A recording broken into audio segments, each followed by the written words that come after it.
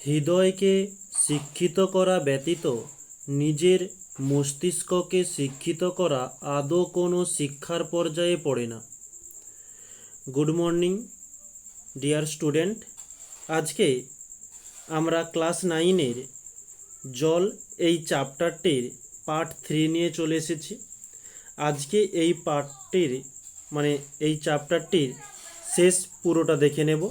আজকে আমাদের এই বিশেষ ক্লাসের মধ্যে যে টপিকটি থাকবে সেটি জল দূষণ এবং ভৌত জলে আর্সেনিক ও ফ্লোরাইড দূষণ। আমরা এই দুটো দূষণ সম্পর্কে খুব সুন্দরভাবে জেনে নেব। তো তার আগে আমাদের এই ক্লাসের মধ্যে যারা নতুন এসেছো তাদের জন্য রুটিনটা একবার বলে দিই। ক্লাস 9 মানে তোমাদের জন্য মঙ্গল, বৃহস্পতি, শনি, আর ক্লাস 10-এর জন্য সোম, বুধ, শুক্র। এই সপ্তাহে 3 দিন করে তোমাদের ঠিক সকাল 7টাতে কেবলমাত্র ভৌতবিজ্ঞান বিষয়ের ওপর একটি করে ক্লাস পেয়ে যাবে। ওকে, তাহলে আর বিশেষ দেরি না করে আমরা ক্লাসের দিকে যাই।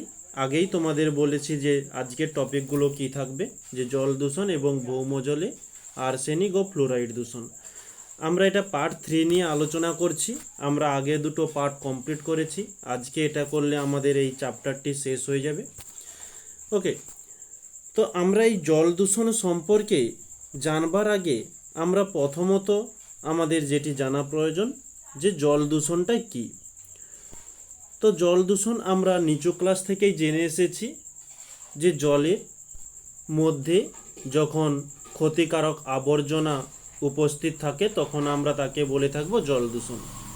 কিন্তু আমরা এখানে একটু ভাষাটাকে পরিবর্তন করে বলার চেষ্টা করব যে জলের কোনো অংশে কাদা, মাটি ও রাসায়নিক দ্রব্য, কীটনাশক, জীবাণু প্রভৃতি বহিরাগত কোনো পদার্থ মেশার ফলে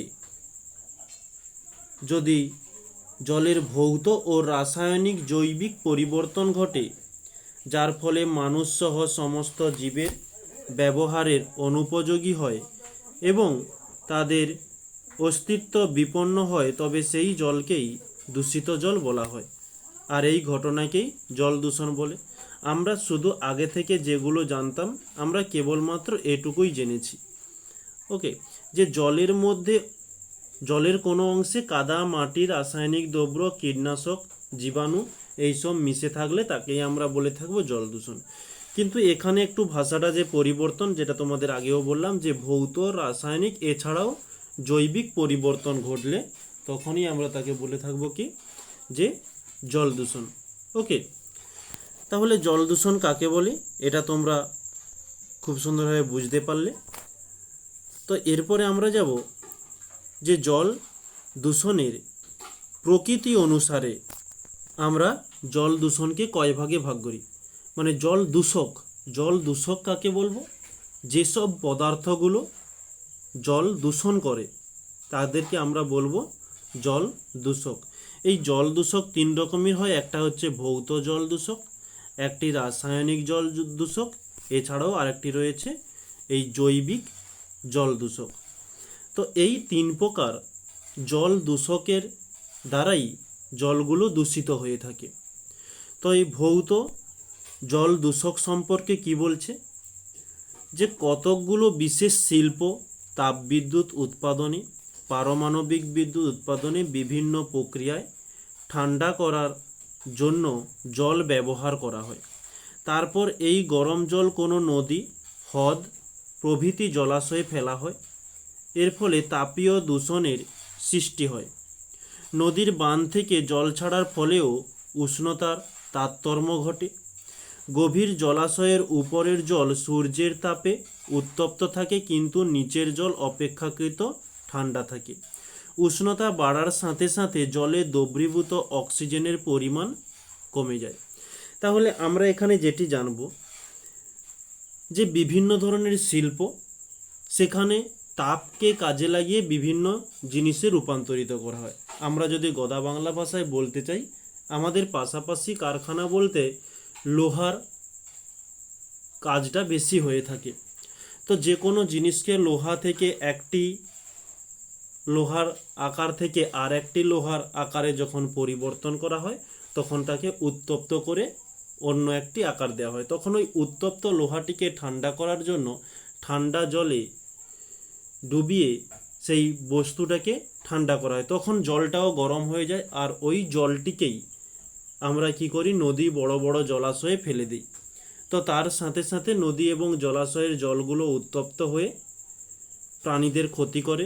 এছাড়াও সূর্যের যে তাপের ফলে, জল দূষণের ফলে জলের উপরের স্তরটা গরম থাকে এবং নিচের স্তরটা ঠান্ডা থাকে। জলের পার্থক্য থাকার জন্য জীব জগতের ক্ষতি হতে পারে। আর কেন উপরটা গরম হয়ে থাকে? কারণ দূষিত পদার্থ উপরে কয়েক মিটার, মানে কয়েক সেন্টিমিটারের মধ্যে একটা স্তর, পাতলা স্তরের সৃষ্টি করে। ওকে, এরপরে বলছে রাসায়নিক জল দূষণ। রাসায়নিক পদার্থের মাধ্যমে কীভাবে জল দূষণ হয়? রাসায়নিক পদার্থ বলতে আমাদের গৃহস্থলী যেসব রাসায়নিক পদার্থগুলো রয়েছে, যেমন ড্রেনের ময়লা, মূত্র, এছাড়াও আমরা যে পোশাক ধোয়ার জন্য ডিটারজেন্ট ব্যবহার করি, জমিনে আমরা কীটনাশক ব্যবহার করে থাকি এবং পেস্টনাশক, যেমন বলছে ডায়েলডিন, ডিডিটি, বিএইচসি, এইসব বিভিন্ন রকমের আমরা ঔষধ ব্যবহার করে থাকি। এছাড়াও আমরা তো জলযুক্ত জমিনে উন্নত মানের ফলন পাওয়ার জন্য রাসায়নিক সারও ব্যবহার করে থাকি। তাহলে এইসব ব্যবহারের ফলে এগুলো হচ্ছে এক প্রকারের রাসায়নিক পদার্থ। এগুলো জলের মধ্যে পড়ার সাথে সাথে জলে যেসব প্রাণীরা থাকবে তাদের কিন্তু খুব ক্ষতি করে, এবং ওই জলটা আরও যেসব প্রাণীরা ব্যবহার করবে, স্থলজ প্রাণীদের মধ্যে, তাদেরও ক্ষতি হতে পারে। এছাড়াও বলছে তেজস্ক্রিয় বজ্র পদার্থ, অজৈব রাসায়নিক পদার্থের মধ্যে রয়েছে আর্সেনাইট, আর্সেনেট, ফ্লোরাইড, বলছে phosphate, nitrate, cadmium, mercury, lead, nickel, copper, এইসব যৌগ। এছাড়াও বলছে এখানে অজৈব জল দূষকের মধ্যে প্রধান হলো ক্যালসিয়াম ও ম্যাগনেসিয়াম যৌগ। ওকে, এরপরে আমরা আরেকটি দেখে নেব যে জৈবিক জল দূষক। জৈবিক জল দূষণটা কি? যে রোগ জীবাণু বহনকারী পদার্থ, যেমন ভাইরাস, ব্যাকটেরিয়া, প্রোটোজোয়া, ছত্রাক, কৃমি, এইগুলো হচ্ছে জৈবিকভাবে ঘটে থাকে। তাহলে এইসব জল দূষকের কারণেই জলগুলো দূষিত হয়ে থাকে। এখান থেকে প্রশ্ন দিতে পারে, বিশেষ এক ধরনেরই প্রশ্ন হয়ে থাকে যে জল দূষক কাকে বলে, আবার এরকমই প্রশ্ন নাও দিতে পারে। এছাড়া আর বিশেষ কিছু নয়, শুধু এগুলো জানবার জন্য, যেগুলো তোমরা আগেও নিচু ক্লাসে জেনে এসেছো, এখানে শুধু একটু হালকাভাবে একটু পড়ে যেতে হবে। এরপরে জল দূষণের উৎস ও কারণ। এক দুবারও দরকার নেই, যেটা বলছি সেটাই তোমাদের শুনলেই চলবে, এবং স্কুলে যখন স্যার আলোচনা করবে তখন একটু মন দিয়ে শুনলেই তোমরা লিখে দিতে পারবে। আর এগুলো সাধারণ ব্যাপার, যে জল দূষণের উৎস ও কারণ, জল দূষণটা কিভাবে হয়। একটা বলছে নর্দমার জল। নর্দমা কি? যেখানে খুব আবর্জনাগুলো প্রবাহিত হতে থাকে। সেই নর্দমাগুলো গিয়ে কি হয়, প্রত্যেকটা পাড়া বা প্রত্যেকটা গ্রাম, মিউনিসিপ্যালিটি থেকে যে আবর্জনাগুলো নালার মাধ্যমে দিয়ে প্রবাহিত হয়ে আসে, সেইগুলো গিয়ে কোথায় পড়ে? কোনো জলাশয়ে বা কোনো নদীতে, বা কোনো পাশাপাশি যদি কোনো বড় জলাশয় থাকে সেখানে পতিত হয়ে থাকে। তো ওর মধ্যে থাকে বিভিন্ন ধরনের আবর্জনা। তো ওইগুলো জলের সাথে মেশার সাথে সাথে জলের মধ্যে যে অক্সিজেনটা থাকে তার মাত্রাটা কমিয়ে দেয়, এবং জলজ যেসব প্রাণীরা রয়েছে তাদের তো ক্ষতি শুধু নয়, তারা মারাও যেতে পারে। এরপরে হচ্ছে বৃহৎ শিল্পের বজ্র পদার্থ। যেসব বড় বড় শিল্প, পেপার শিল্প, প্লাস্টিক শিল্প, লোহার শিল্প, ওকে, এইসব শিল্প থেকে, বা আমরা বলতে পারি যে রাসায়নিকভাবে যেসব সার বা ঔষধ তৈরি হয়, সেই সব বড় বড় শিল্প থেকে যে আবর্জনাগুলো প্রবাহিত হয়ে আসে, সেগুলো শেষ পর্যন্ত কোথায় গিয়ে পৌঁছায়? নদী বা জল বড় বড় জলাশয় এই সব জায়গাতে গিয়ে পৌঁছায়। আর যেখানে যাবে সেখানেই একই ব্যাপার, জলকে দূষিত করে থাকবে, জলের অক্সিজেন মাত্রা কমিয়ে দেবে, এর ফলে জলের মধ্যে যেসব প্রাণীরা রয়েছে তারা মারা যেতে পারে। নেক্সট রয়েছে, বলছে সংশ্লেষিত সাবান ও ডিটারজেন্ট এর ফলে কিভাবে জল দূষণ হয়ে থাকে। আমরা গৃহস্থলী কাজের জন্য বা যারা গ্রামে বসবাস করো তারা বিশেষত পুকুরেই স্নান করে থাকে। তো যখন আমরা পুকুরে স্নান করব, সাবান, শ্যাম্পু বা পোশাক ধোয়ার জন্য যেসব ডিটারজেন্ট পাউডার বা ডিটারজেন্টের যে ফেনা, সেইগুলো জলের সাথে মেশার সাথে সাথে জলের অক্সিজেনের মাত্রা কমিয়ে দেয় এবং জলটিকে ক্ষারীয় করে তোলে। আর ক্ষারীয় কি, এটা আমরা আগেই জেনে এসেছি। ক্ষারীয় জল মানে ক্ষার জল এবং মৃদু জলের কথাই এখানে বলছে। তো জলটিকে ক্ষারীয় করে তোলে এবং ডিটারজেন্টের সাথে সাথে ওর মধ্যে ফসফেট এবং বিভিন্ন ধরনের যৌগ মিশে থাকে, যার ফলে জলের মধ্যে আগাছা এবং শৈবাল এইসব জল দূষণকারী মানে জলের অক্সিজেনকে কমিয়ে দেওয়ার যেসব উদ্ভিদরা রয়েছে তারা প্রচুর পরিমাণে বৃদ্ধি পেতে থাকে, যাকে আমরা অ্যালগাল ব্লুম বা ইউট্রোফিকেশন বলে থাকি। তো এইখানে খুব ইম্পর্ট্যান্ট জিনিস রয়েছে যে অ্যালগাল ব্লুম বা ইউট্রোফিকেশন বলতে তোমরা কি বোঝো।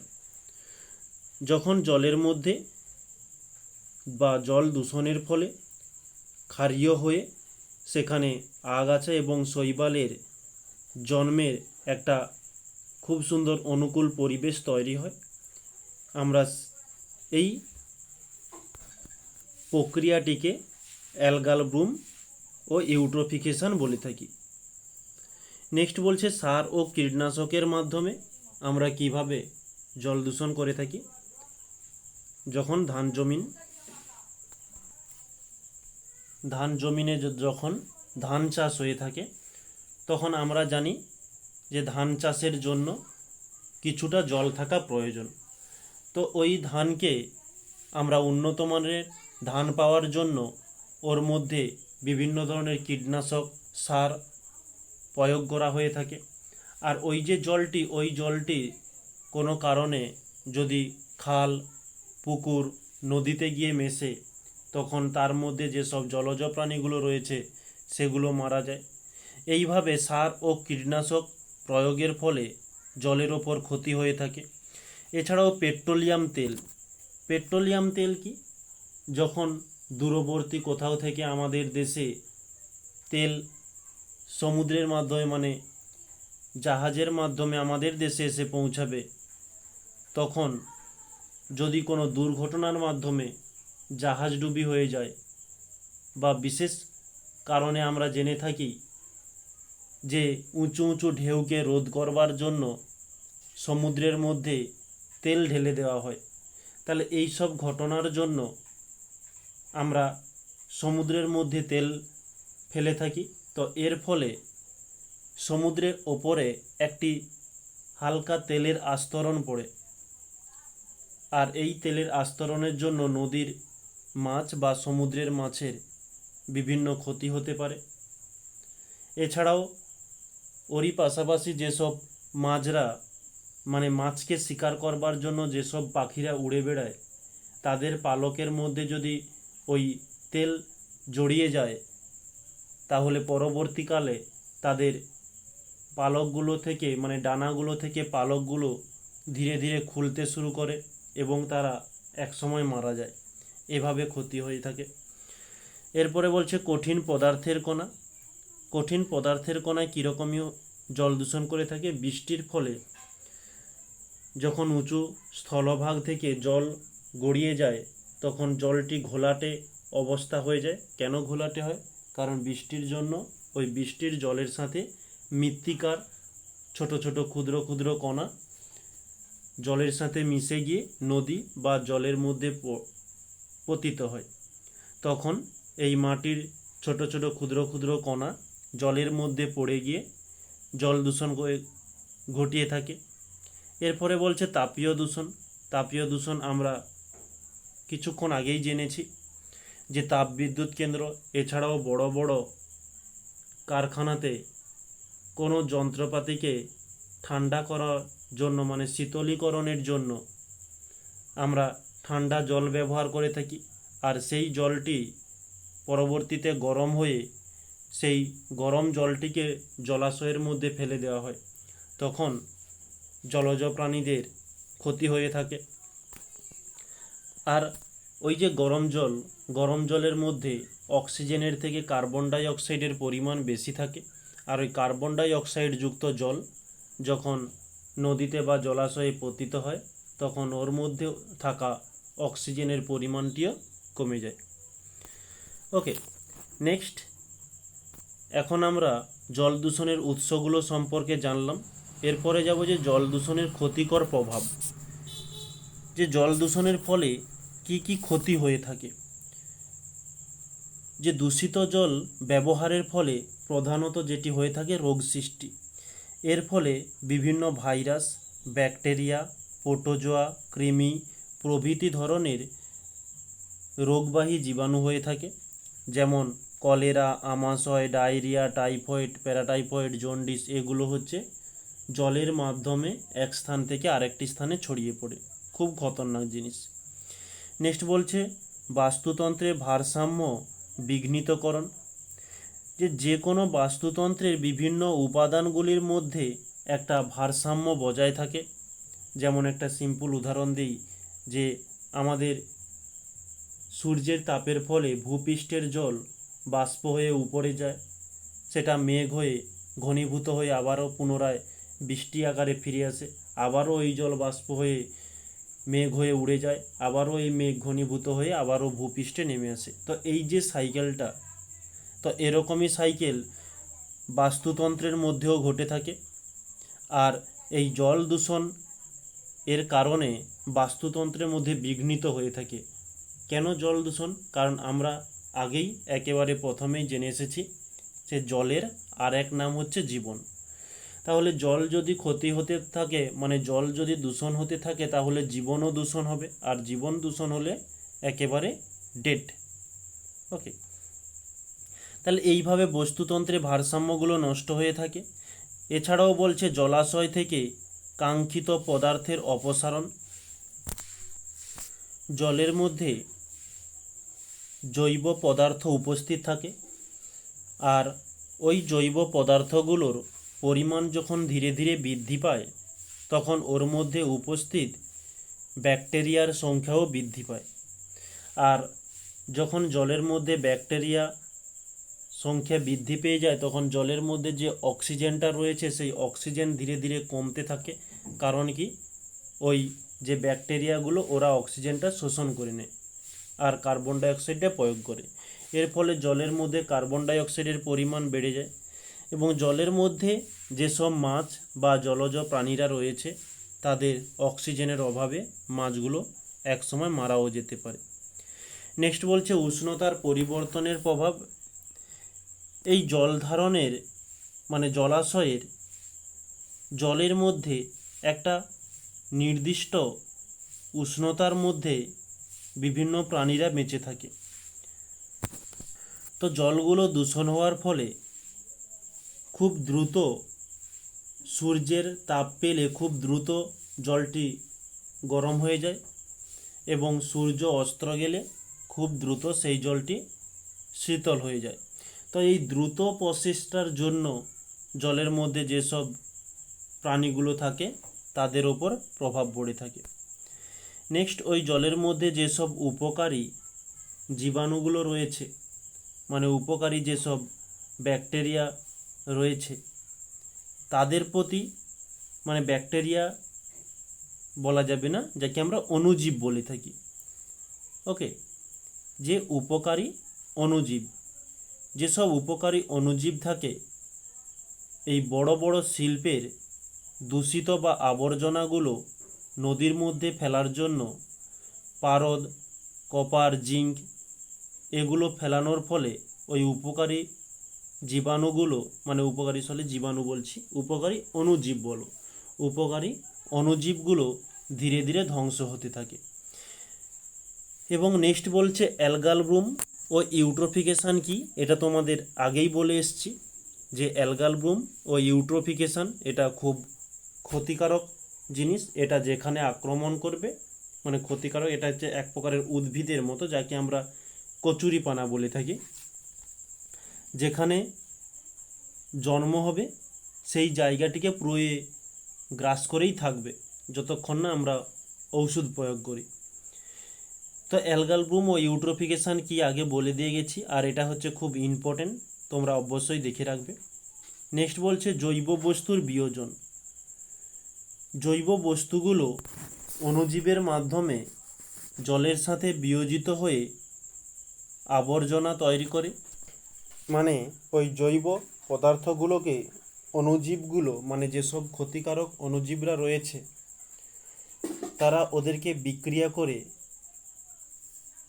মানে বিয়োজিত করে ক্ষতিকারক আবর্জনাতে পরিণত করে। আর এই প্রসেসের মধ্যে অক্সিজেনের খুব দরকার হয়, আর জল থেকে অক্সিজেন শোষণ করে নেওয়া মানেই জলটা দূষিত হয়ে যায়। ওকে, তো এভাবেই আমাদের জলগুলো ক্ষতিকারক প্রভাবগুলো কী সেটা আমরা আলোচনা করলাম। এখন আমরা জল দূষণের টপিকটি শেষ করে আমরা পরবর্তী টপিকে যাচ্ছি, যে ভৌম জলে আর্সেনিক ও ফ্লোরাইড দূষণ। এই আর্সেনিক ও ফ্লোরাইড খুব খতরনাক জিনিস। ভৌম জল মানে যাকে আমরা পাতালের জল বা মাটির নিচের জল, যাকে আমরা পাম্প করে কল, সাবমার্সিবল এবং সজলধারা এর মাধ্যমে যে জলটাকে তুলে থাকি, তো ওই জলের মাধ্যমে আর্সেনিক ও ফ্লোরাইড দূষণ হয়ে থাকে। তো আর্সেনিক কিভাবে ঘটে থাকে সেটা আমরা দেখব। তো এই আর্সেনিক দূষণ দুভাবে ঘটে থাকে, একটা হচ্ছে মানুষের দ্বারা, একটা হচ্ছে প্রকৃতির দ্বারা। তো প্রকৃতির দ্বারা কীরকম হয়? প্রকৃতির দ্বারা আমরা ভূগোলে বিভিন্ন ধরনের মাটির মধ্যে স্তর জেনেছি, যে আগ্নেয় শিলা, রূপান্তরিত শিলা, পাললিক শিলা। এই পাললিক শিলার মধ্যে আর্সেনাইট ও আর্সেনেট যৌগ উপস্থিত থাকে। ওগুলোই ভূগর্ভস্থ জলের সাথে মিশে গিয়ে জলের মধ্যে আর্সেনিকের পরিমাণগুলো বৃদ্ধি করে। এর ফলে জল দূষণ ঘটে থাকে।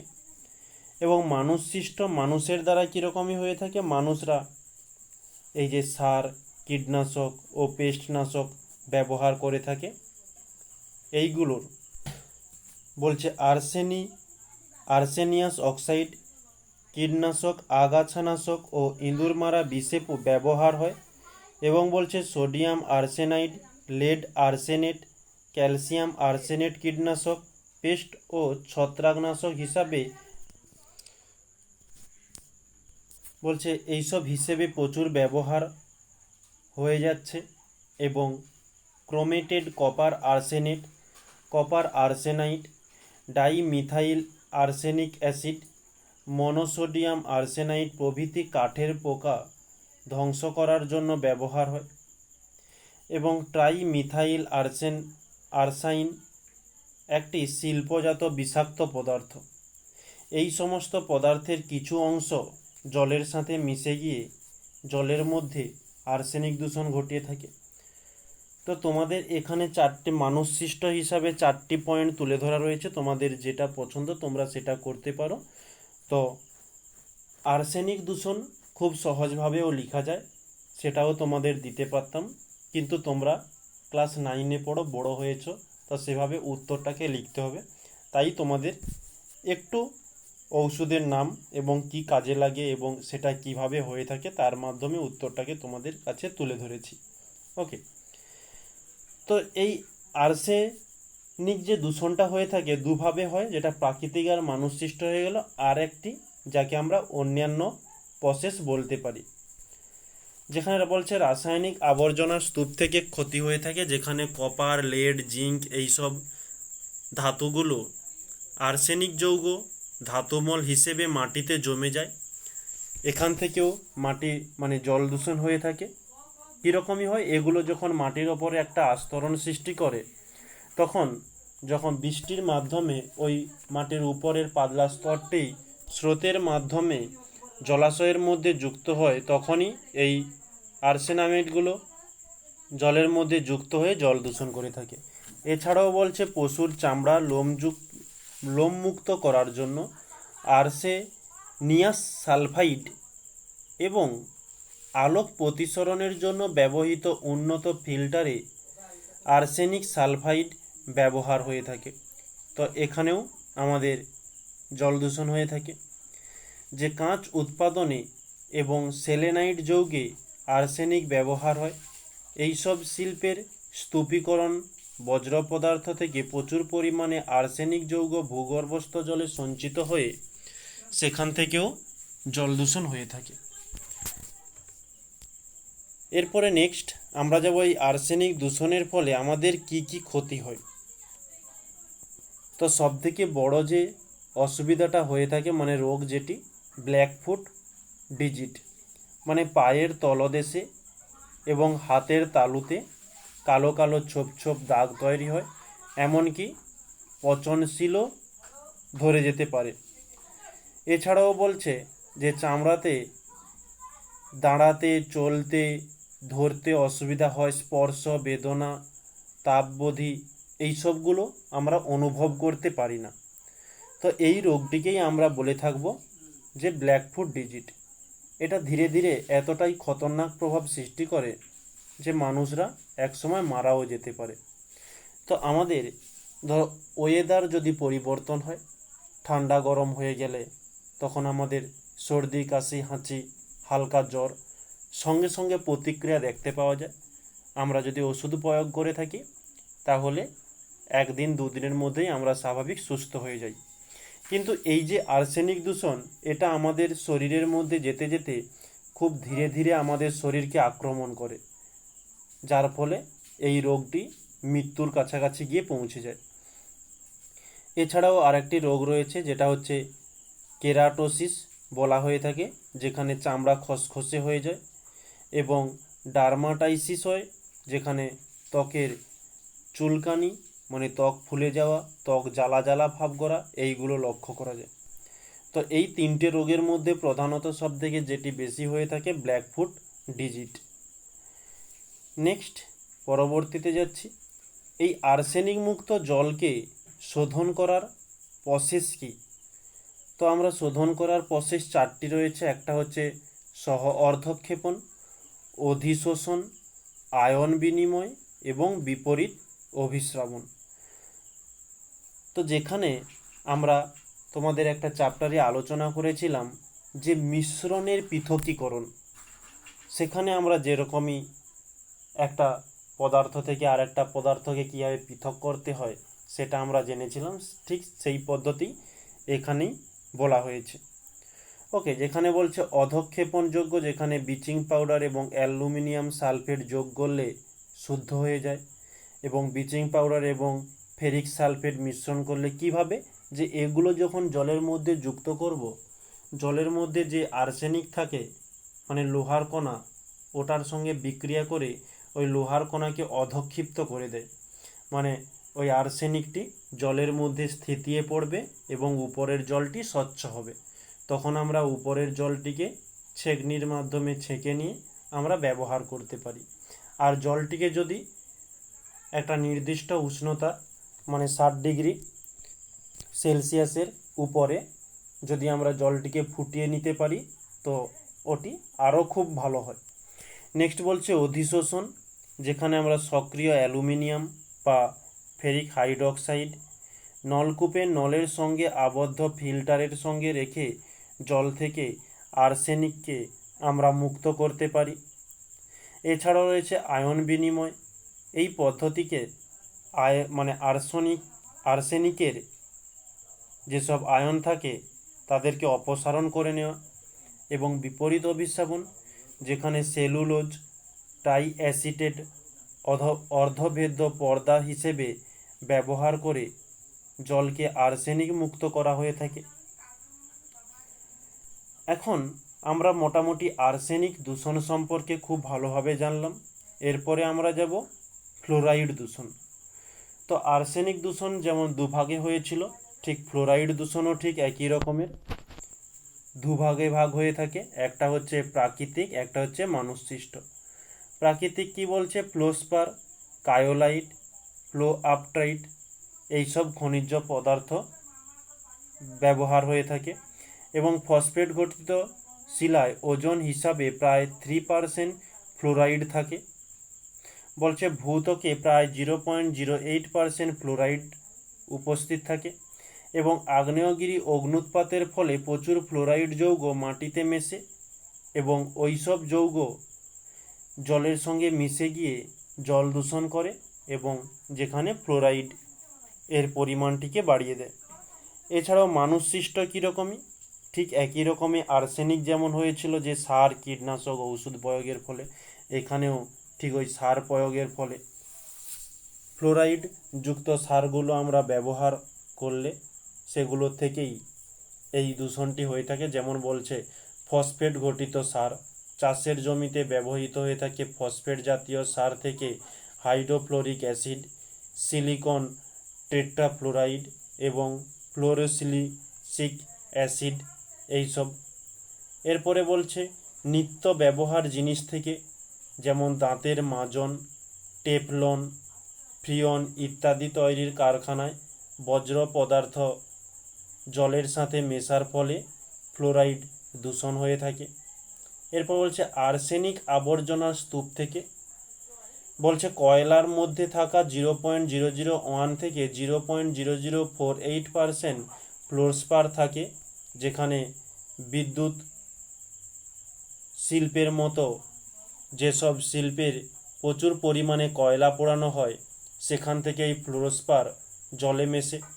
এবং ইট, টালি, মৃৎশিল্প, কাঁচ, স্টিল এইসব ক্ষেত্রেও ফ্লোরাইড প্রথমে মাটিতে ও পরে জলে মিশে গিয়ে ফ্লোরাইড দূষণ হয়ে থাকে। তো এই ফ্লোরাইড দূষণের ফলে আমাদের ক্ষতিগুলো কি কি হয়ে থাকে, যে পানীয় জলে অতি অল্প পরিমাণ ফ্লোরাইড থাকলে দাঁত ও হাড়ের পক্ষে ভালো হয়ে থাকে।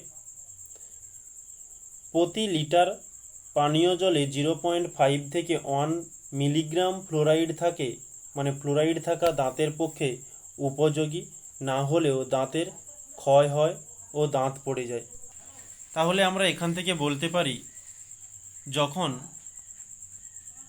ফ্লোরাইডের পরিমাণ 0.5 থেকে 1-এর কাছাকাছি পৌঁছে যায়, মানে মিলিগ্রামের কাছাকাছি পৌঁছে যায়, তখনই আমাদের এই ফ্লোরাইড, তাহলে 0.5 থেকে 1 মিলিগ্রামের থেকে বেশি হয়ে গেলেই সেটাই আমাদের শরীরের মধ্যে এফেক্ট করে থাকে।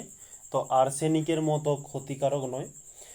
এছাড়াও আমরা বলতে পারি এর পরিমাণ যত বেশি হয় ফ্লোরাইড রোগ হয়ে থাকে। এই রোগে আক্রান্ত হলে হাড় ও দাঁত ভঙ্গুর হয় এবং স্নায়ু ও পেশিকলা স্বাভাবিক যে কার্যকারিতা থাকে সেটা আমাদের শরীরে করতে পারে না।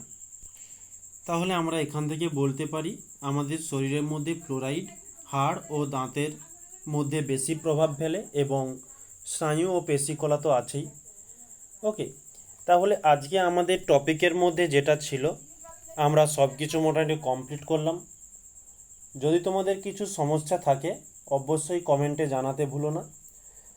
তো আমরা এই যে চ্যাপ্টারটিকে শেষ করলাম, ছায়া টেক্সট বইয়ের অনুশীলনীমূলক যেসব কোশ্চেনগুলো রয়েছে এই চ্যাপ্টার থেকে আমরা সেগুলো আলোচনা করে নেব এবং নেক্সট ডে আমাদের যে তাপ চ্যাপ্টারটি রয়েছে সেটা কমপ্লিট করার পরেই আমরা আবার তোমাদের আচ্ছা আরেকটি রয়েছে তাপ এবং শব্দ, এই দুটো চ্যাপ্টার কমপ্লিট হয়ে গেলেই আমরা আবার প্র্যাকটিস সেট নিয়ে শুরু করব। ওকে, আর একটা বিশেষ কথা, যদি তোমাদের এই যে ফাইনাল পিডিএফটি রেডি হলো যদি তোমাদের প্রয়োজন হয়ে থাকে তাহলে তোমরা অবশ্যই এই ক্লাসের নিচে ডেসক্রিপশান বক্সে একটি টেলিগ্রাম লিঙ্ক পাবে। ওটা তোমাদেরই কাছে পিডিএফগুলোকে পৌঁছে দেওয়ার জন্যই তৈরি করা হয়েছে। তোমরা ওখান থেকে মানে এই পিডিএফটা ডাউনলোড করে নিয়ে তোমরা পড়তে পারো। আর আজকে আমাদের যে ক্লাসে টপিকটা ছিল প্রায় তোমাদের অনেক কিছুই জানা আছে ছোটোবেলা থেকে, তো কিছু একটা দুটো এক্সট্রা রয়েছে, তাই আর বিশেষ কিছু বোঝানোর মতো পেলাম না, মোটামুটি যতটা বলার ততটাই বলা হয়েছে। ওকে, তাহলে আজকের ক্লাসটি এই পর্যন্তই। সবাই ভালো থেকো, সবাইকে থ্যাংক ইউ বলে আজকের ক্লাসটি এখানেই সমাপ্ত করছি।